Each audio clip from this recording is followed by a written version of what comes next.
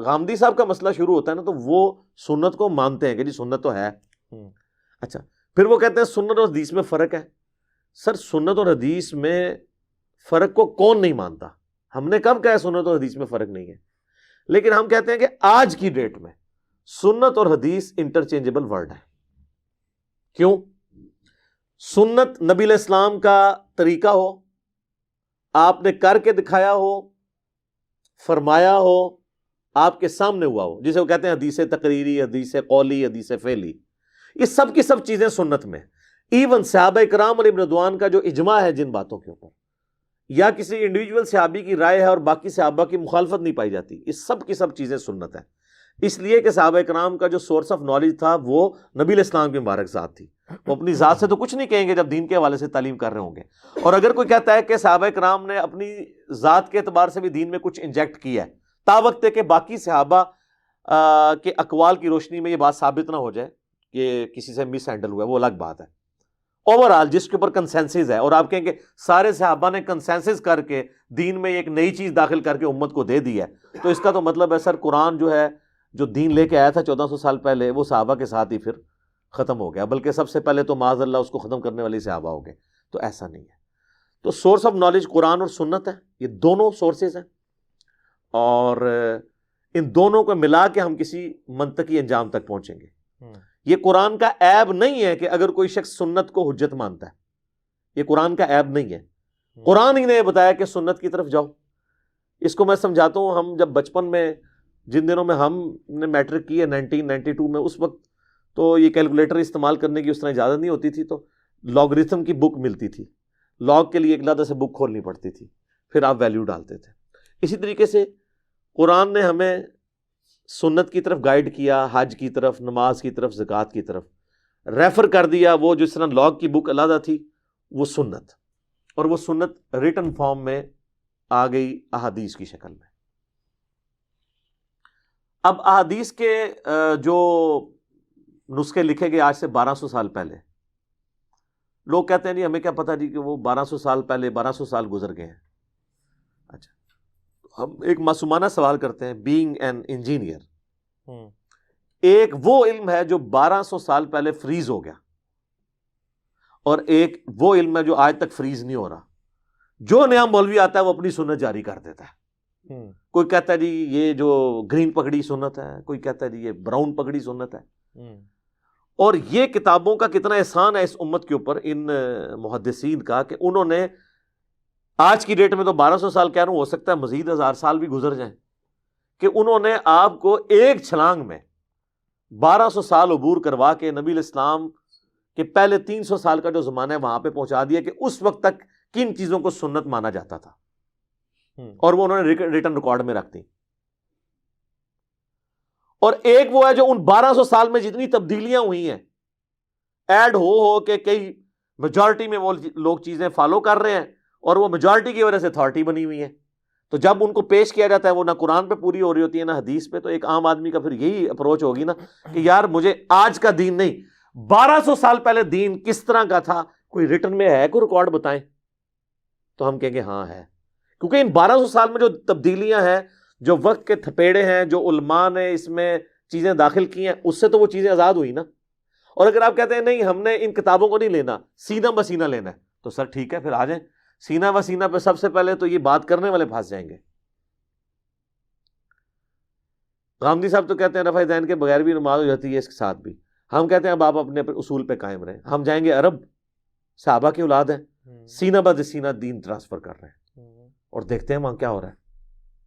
پھر آپ نے ہمیں یہ نہیں کہنا کہ وہ ترک رفع ذہن والے لوگ بھی تو انڈیا میں پائے جاتے ہیں نا.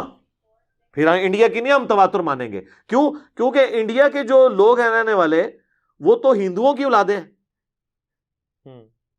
یعنی یہاں کوئی شخص یہ دعویٰ کر سکتا ہے سوائے سید کے کہ میں نسل در نسل ہمیشہ سے ہی مسلمان ہوں نبی علیہ السلام کے آنے کے بعد. تو پھر مجھے بتائیں کہ تواتر ان کا مانا جائے گا یا ان کا؟ اس کو پنجابی میں ایک مثال دی جاتی ہے کہ خالص دودھ بھینس کے نیچے سے ملتا ہے، گوالے سے نہیں. تو جہاں پہ گوالے دین لے کے آئے ہیں، ان گوالوں کا دین ہم مانیں گے، یا ہم جو اوریجن ہے مکہ اور مدینہ اس کا مانیں گے نا؟ تو پھر مکہ مدینہ کو مانے نا.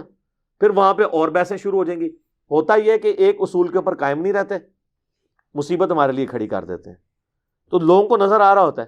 تو یہ ریٹن ریکارڈ ہی ہے اس زمانے میں جو مرتب کیا گیا, اور نسل در نسل جو مسلمانوں نے سنت ٹرانسفر کی ہے اسی کا یہ ریٹن ریکارڈ ہے. باقی آپ نے یہ ایک علمی ڈسکشن ضرور ہو سکتی ہے کہ سنت اور حدیث میں فرق کیا ہے, کریں جتنا مرضی. اینڈ رزلٹ یہ ہے کہ آج کی ڈیٹ میں سنت کو حاصل کرنے کا سورس حدیث ہے.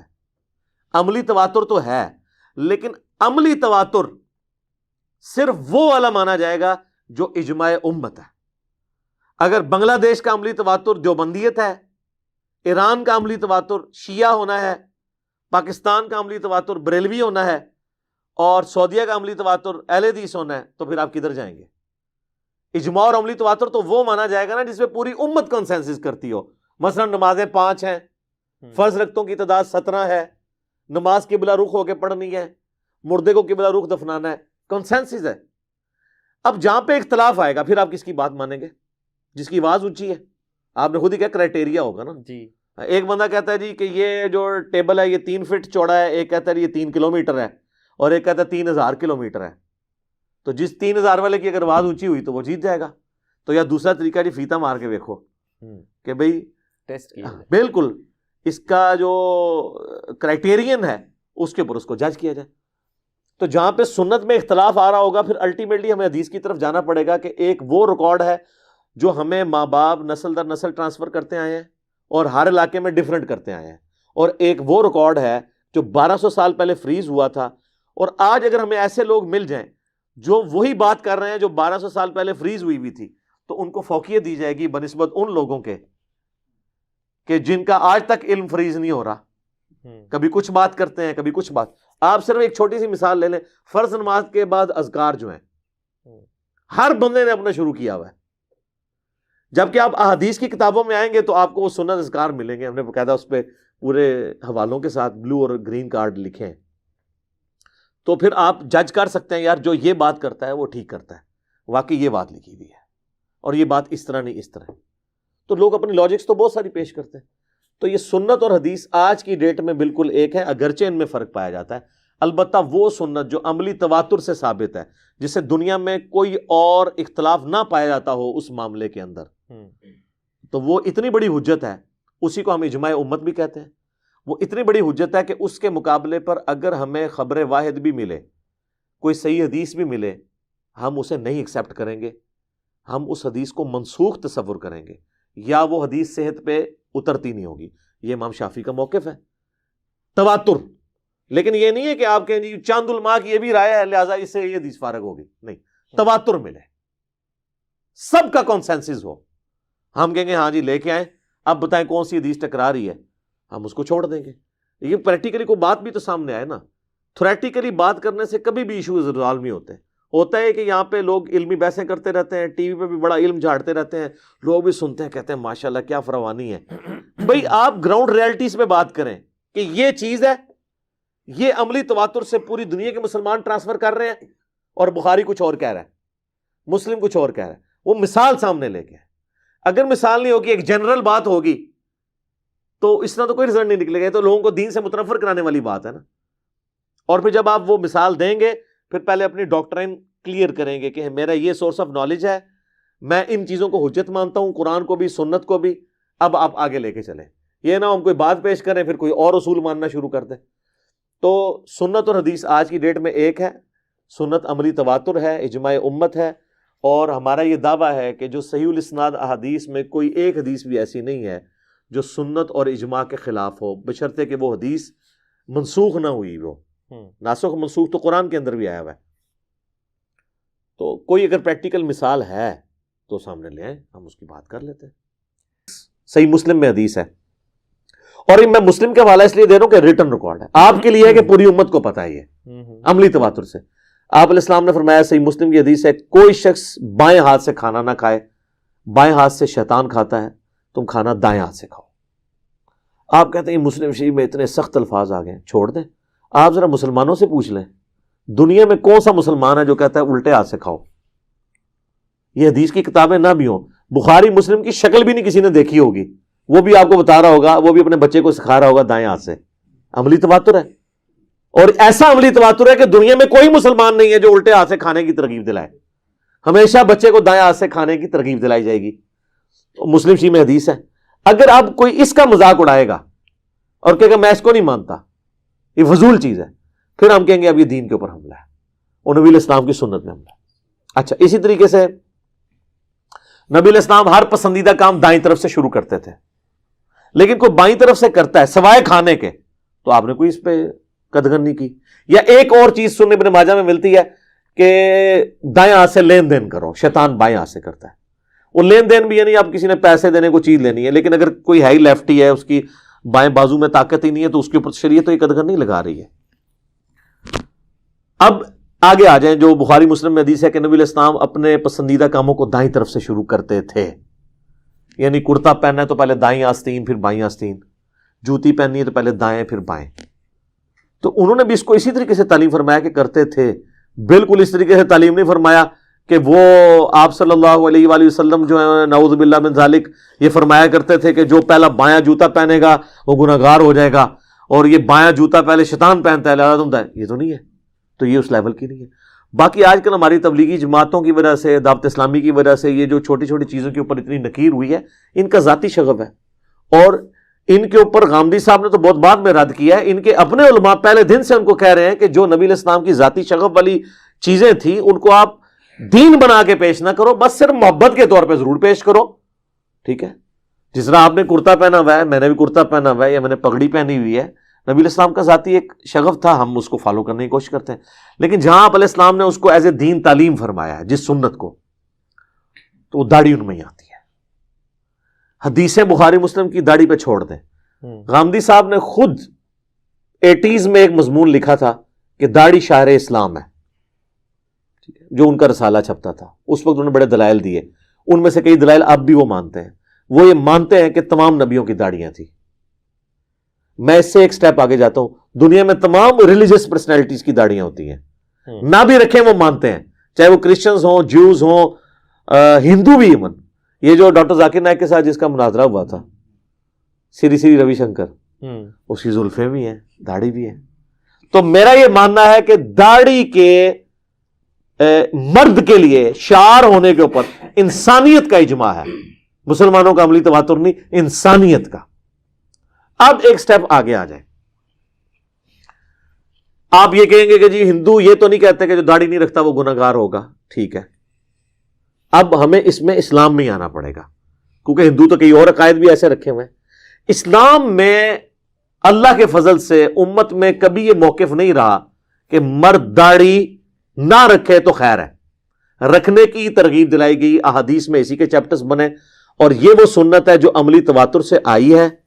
اور اس کا پریکٹیکل ثبوت یہ ہے کہ دنیا میں کسی مسلمان سے پوچھیں کہ مرد کو داڑھی رکھنی چاہیے نہیں, وہ نماز بھی نہ پڑھتا ہو, کلین شیو بھی ہو, وہ کہے گا رکھنی چاہیے.